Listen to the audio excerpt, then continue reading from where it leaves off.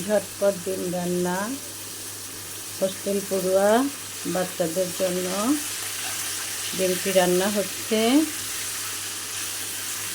পেঁয়াজ বেরেস্তা করে অল্প একটু আদা একটু রসুন দিয়ে ডিম দিয়ে কিছুক্ষণ ভাজবো।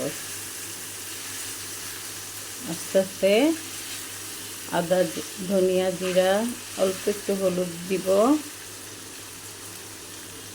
কাঁচামরিচগুলো দিয়ে দিলাম।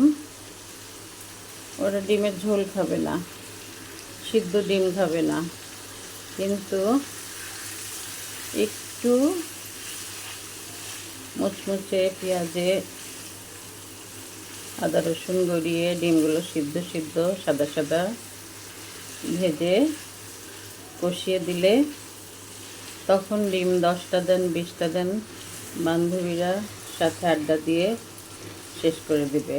আর এমনি কাঁচা ডিম দিয়ে দিলে ভেজেও খাবে না, সিদ্ধ করেও খাবে না।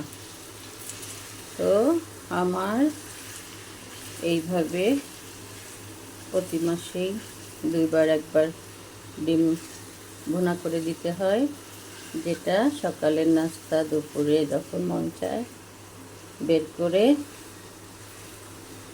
খেয়ে নেয়, ফ্রিজ থেকে বের করে।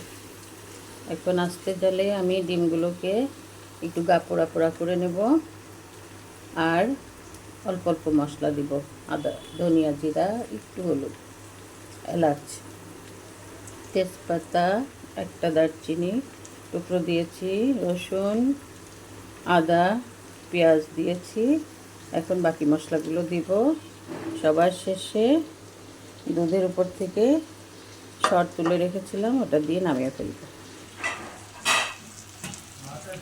কষানোর পরে পানিটুকু দিয়ে দিলাম, পানিটা পুরোটাই শুকিয়ে যাবে।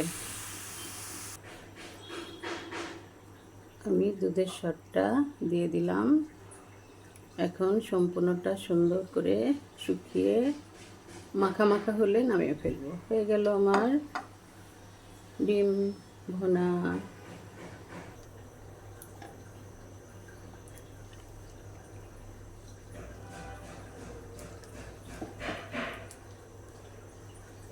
অল্প মশলায় ঝটপট রান্না হয়ে গেল। ঝটপট ডিম ভুনা। চুলা অফ করে দিলাম, ঠান্ডা হলে সার্ভিং ডিশে বেড়ে দেব। এই গ্রেভি জড়িয়ে জড়িয়ে ডিমগুলো খেতে বাচ্চারা খুব পছন্দ করে।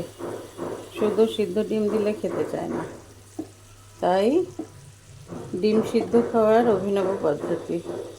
হালকা লবণ, একটু কাঁচামরিচ, একটু দুধের সর আর অল্প অল্প মশলা দিয়ে গড়ানো ডিম ভুনা। ধন্যবাদ সবাইকে।